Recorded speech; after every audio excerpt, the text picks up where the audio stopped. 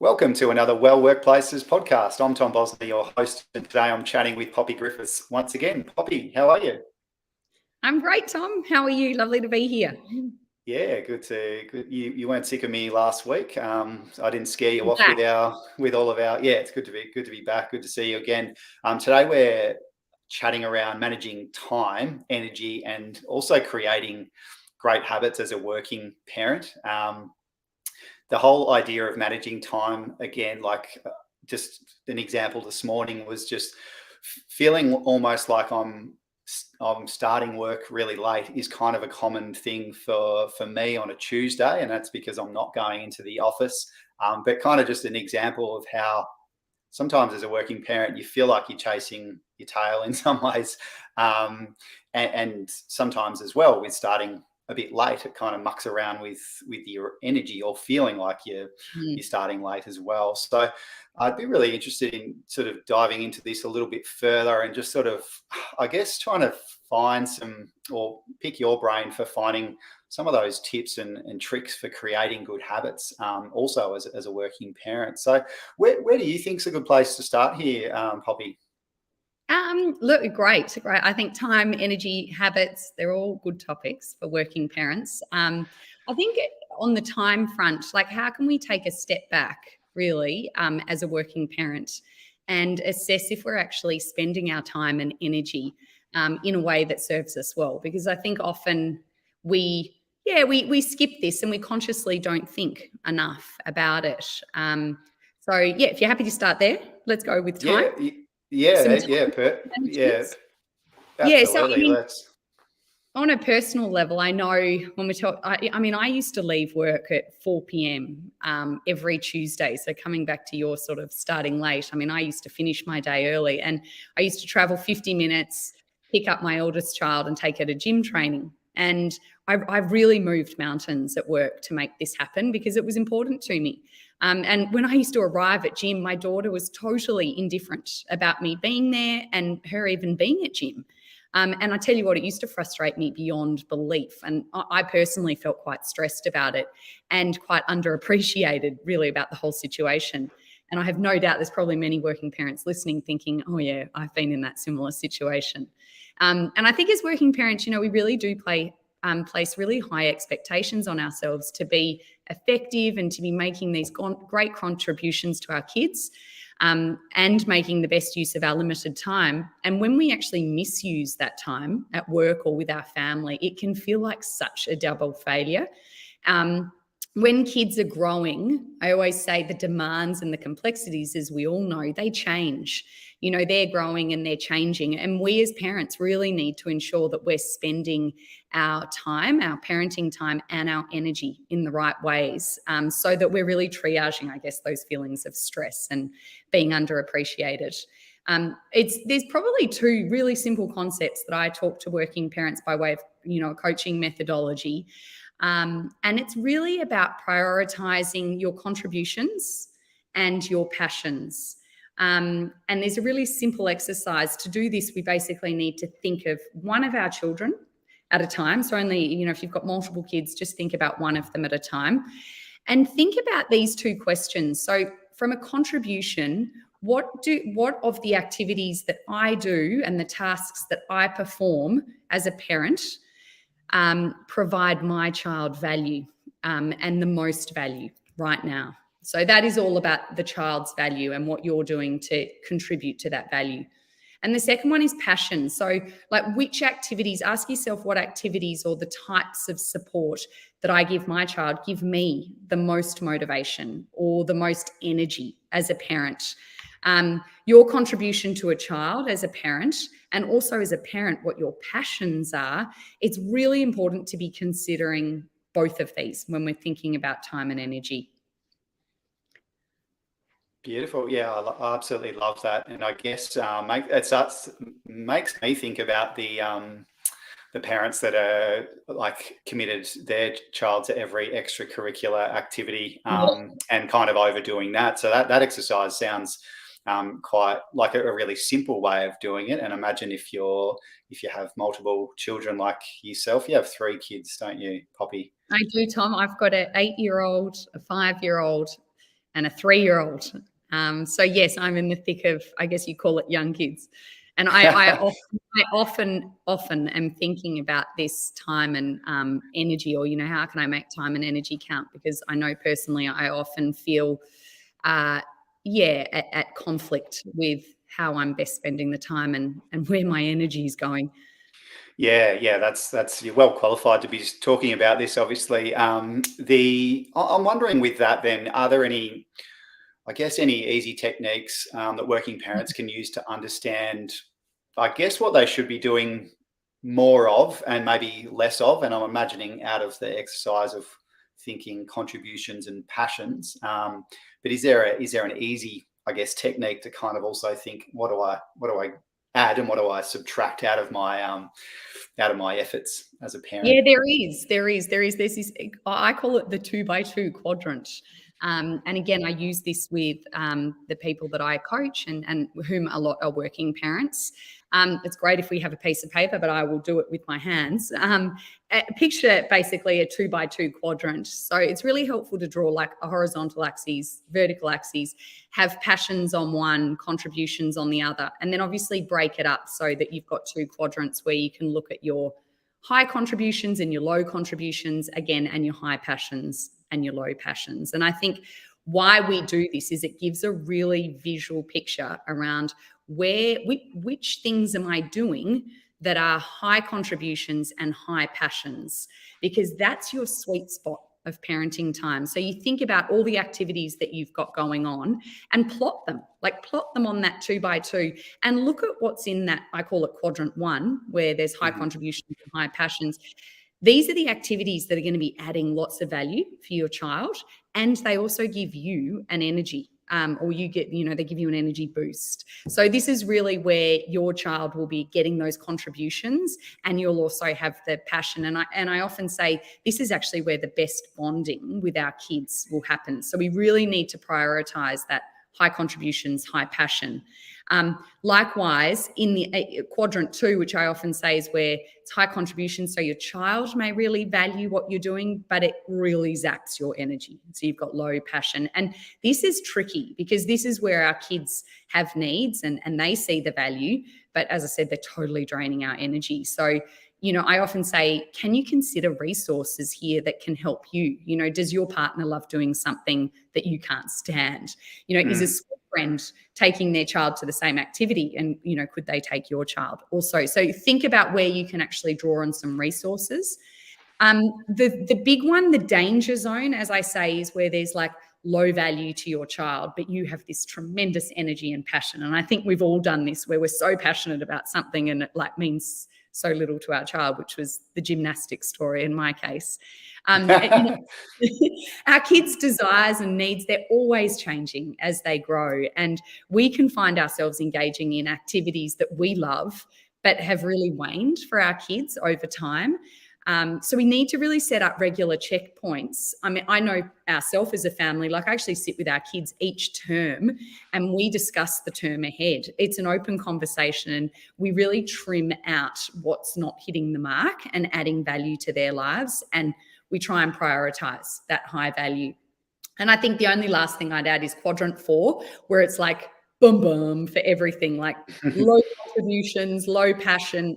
It's just simple. Stop these things, prune them out of your life now. I think so often we bang our heads and just keep going with the things we've always done. And it's a time and an energy zapper. Yeah, and I imagine with that quadrant as well, maybe it starts off being, a good contributor, and then as the kids age, or their interests change as well, and it really goes down into that bottom corner, dwindling away until someone does something about it. Yeah, you're right, Tom. I mean, we have to absolutely hit the nail on the head. We have to, I guess, evolve with our kids as they get older. I think that even could be in a time frame of 3 or 6 months. We sometimes just get stuck in what we're doing, and this causes us such stress and frustration when it just, we don't need to be engaging in the things that aren't giving our kids or us joy. Yeah, yeah, yeah. I love the quadrant exercise. I think for the listeners, that'd be a great exercise to get done, especially if you are feeling a bit like you're running around in circles some days, and maybe lacking management of time, perhaps, or just having energy, a bit of an energy mismatch on some days. It could be a great exercise for a lot of the listeners. Um, Poppy, I'm wondering if we can talk about another part of all of this is creating habits. And there's a lot that's been said about habits, creating habits, how to do it, and all that kind of thing. Naturally, as parents, we've got some really good ones probably that we do, or we practice every day, and then there's probably some ordinary ones. What do you think around healthy habits? Why is it so important? And also, yeah, how can we kind of work on creating new ones or phasing out bad habits? Yeah, good habits. I mean, healthy habits, as I say, it's so important. And I think when we're talking about like time and energy, like we are, habits is, it comes top of the equation. And it's a very important discussion for working parents, and really for anyone that's looking to improve their performance and their well-being. In the realm of habits, and a lot of listeners, I'm sure, will know of James Clear. He's my total go-to on all things habits. He is a total habit guru. He's spent basically his whole career since uni studying and sharing with the world super practical strategies that are, really grounded in science, but really helpful to master our habits. And I think, drawing on this as working parents, we often get caught in unhelpful habits that seem impossibly huge to try and change, and we have no headspace for it, and we're always looking for quick wins, and we're putting ourselves to the bottom of the pile. And I think with habits, we also give up too easily on trying to be the better version of ourselves. And I use a little bit of, I guess, what I call my flicker of motivation, which does come from the wonderful James Clear, is that he says if you can actually get 1% better each day, you'll end up with results that are nearly 37 times better after 1 year. Now, all the mathematicians out there can work that out, 365 days, 1%. It essentially equates to 37 times better. And I think we often fall short on sticking to any habit change because, we just don't see these immediate results. If you think about like trying to build muscle at a gym or losing weight from eating healthier, we want to see results quickly. However, like money that multiplies through compounded interests, the effects of our habits multiply every day that we repeat them. And it's often only when we look back, 1, 2, 5 years that the value of our good habits and really the cost of our bad ones really becomes strikingly apparent.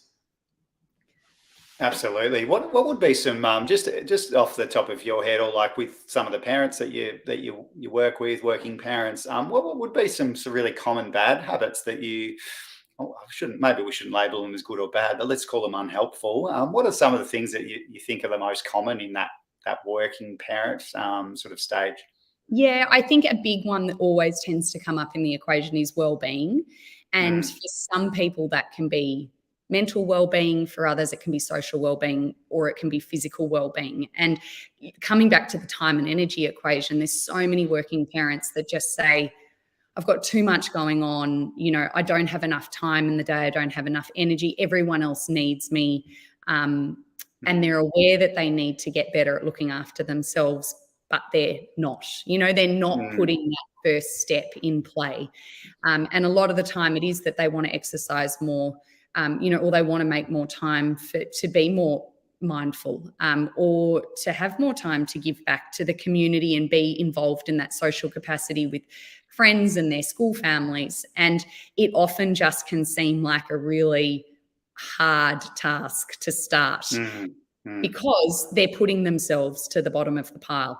So a lot of the time, the habits is actually, I talk about starting small. So, we talk about just even having a goal roadmap and what are some of those milestones. So, if improved well-being or physical well-being is, on your priority list, right, what are 1, 2, 3 actions that you're going to begin to instate from, this week or next week that's going to get you to start making small steps towards being more physically active.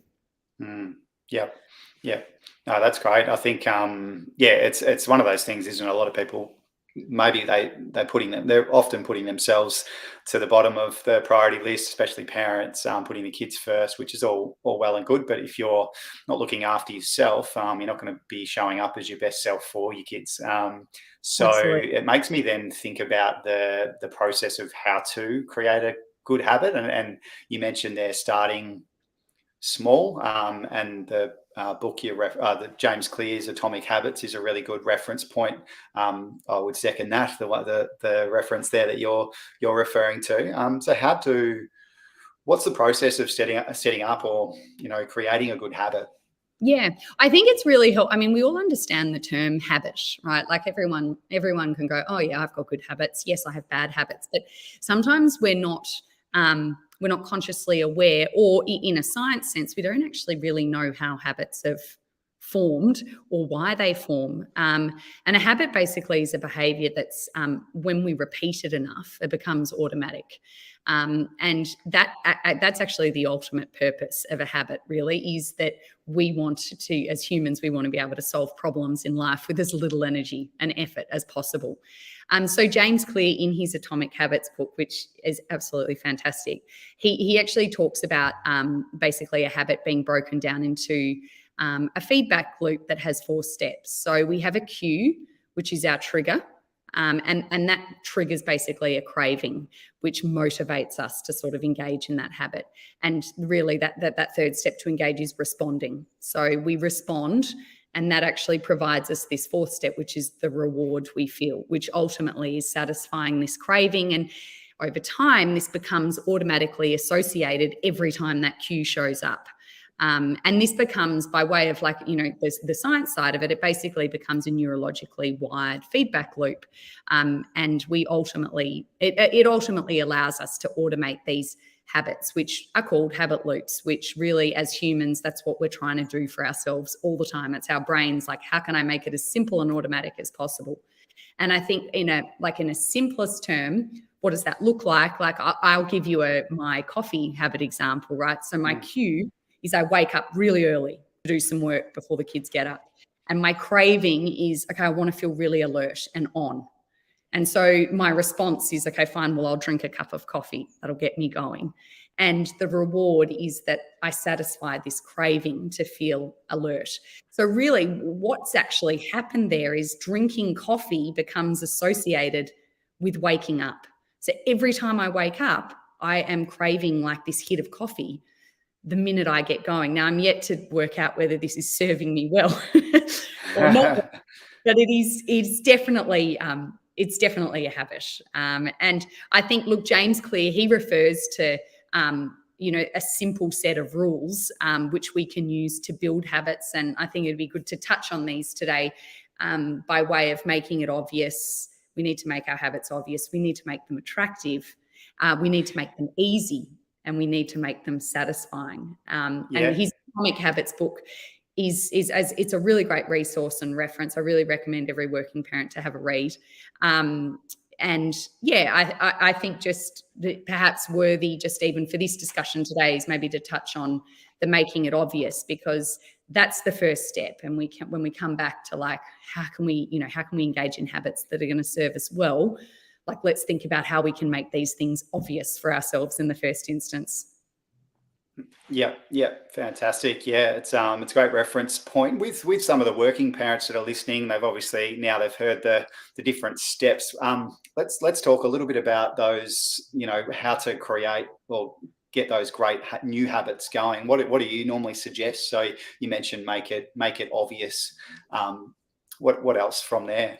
Yeah, so I think when we talk about making it obvious, that's a great place to start, and we should start there. And there's probably 2 key strategies that I'd recommend, and that I will share with working parents that I work with. And it's really underpinned by the fact that there is a lot of research out there that says when people have a specific plan for when and where they will perform a new habit, they're actually more likely to follow through. So, I'll give you an example. We just so often tell ourselves, yes, I'm going to make healthier family meals. I'm going to listen more intently to my kids. I'm going to start running tomorrow. And then, poof, we just totally leave it up to chance and hope that it will happen. And ultimately, we actually think down on ourselves that we're lacking motivation, when in actual fact, often we're just lacking clarity. So, and it's not always obvious when and where we can start these habits and where to take action. So I often say, set your plan. This would be the first strategy. So set your plan. And it is as simple as filling out a sentence. I will do this behavior at this time in this location. So for me, as an example, I will help my child with their homework at 5 p.m. for 20 minutes in their bedroom. And I know that sounds so simple, but like in our household, we had a real challenge with like knowing that the homework had to get done. We weren't doing it at a helpful time. It got cut to 3 minutes of homework. It'd end in arguments. We were trying to do it in the living room. Like it didn't work. Yeah. So just even setting the plan is really helpful. And the aim with a plan is that with enough repetition, we actually get the urge to do the right thing or to perform that action at the right time every time. And it becomes automated. So that whole, we're going to do homework at 5 o'clock in the bedroom just becomes like part of our family's habits. I love it. So it's a bit of who, what, where, and when, and getting those repetitions in first. I really like that example. I think I can relate to that homework sort of one. Yeah. And I think too, I mean, sometimes with some of this stuff, it can feel silly going, I'm going to write down, I will do this at this time at this place. But just, if you've got a couple of things that are falling short on you, like involve the kids, involve your partner, just start with one or two of them, write it out together, stick it up on the fridge as a reminder, as a check-in that, we're going to have a plan and we're going to commit to it. The other thing I'll say, the second strategy is habit stacking. And I'm sure a lot of people, again, beautiful work through James Clear and anyone that has, knows much about habits, we know that stacking habits is helpful. So human behavior really does follow quite a predictable cycle. And that is, if you often basically decide what you're going to do next based on what you've just finished doing. So for example, you go to the bathroom, you wash your hands, then you dry your hands. And I know in my case, it reminds me like, okay, I have to put the dirty towels in the laundry and then I don't have any laundry detergent. So you add that to the shopping list and away you go, you get detergent next time. So each of our behaviors becomes a cue, right, that triggers the next behavior. And that's really helpful for us to make good habits. And we can use these connections to our advantage. So if you want to forge a new great habit, work out a habit that you already do and then stack your new behavior on top of it. So again, write down something as simple. After I do this habit, I will do this new habit. So I wanted to start taking a vitamin. So after I clean my teeth, I'll take my vitamins every night. So, or in my instance, another one, like I always miss the sports uniform day for my prep child. So when I put the kids washing away now each evening in their rooms, I get their uniform out for the next day. Good habits are really integral to making our lives happier and easier. And I think when we start thinking about what serves us well and how we can habit stack or how we can set a plan, it's actually, it forms really great momentum to get us sort of doing the things that are serving us well. I love it. And I think there's a sort of a saying around habits set you free. I guess people sometimes think creating habits or being so regimented is boring. But what it actually does, in the long run, gives you more freedom and time to then be creative. An example that I can give here is every Tuesday at this time, I'm chatting with you for the next, X amount of weeks, and we know what we're doing. We're all organised, and all we have to do is show up. So that's that time commitment, and just knowing on this day I'm talking to you about X, Y, and Z. And it's not a parenting example, but another example might be like getting the kids like play lunch or their lunch is ready, and sometimes then what you do after that, there's a nice opportunity to add a new habit in after you've finished that. In my case, it's the coffee that follows. That's my reward for doing the kids' school lunch. So there's lots of little ways you can kind of hack your day. And I think as a working parent, where we started with this conversation is kind of that overwhelm really, and really by creating habits, and also that quadrant that you mentioned, that exercise there is a really nice way just to zoom out and go what's important and what's important for the kids, and obviously for the parent as well. Poppy, that was fantastic. I'm really I'm kind of motivated now to get away and do this quadrant that you mentioned. So let's leave it there, and I'll chat with you next week. Thanks so much. Fantastic. I hope everyone's getting their pen and paper out for the quadrants. Great chatting. Absolutely. Thanks so much. Catch you later. See ya.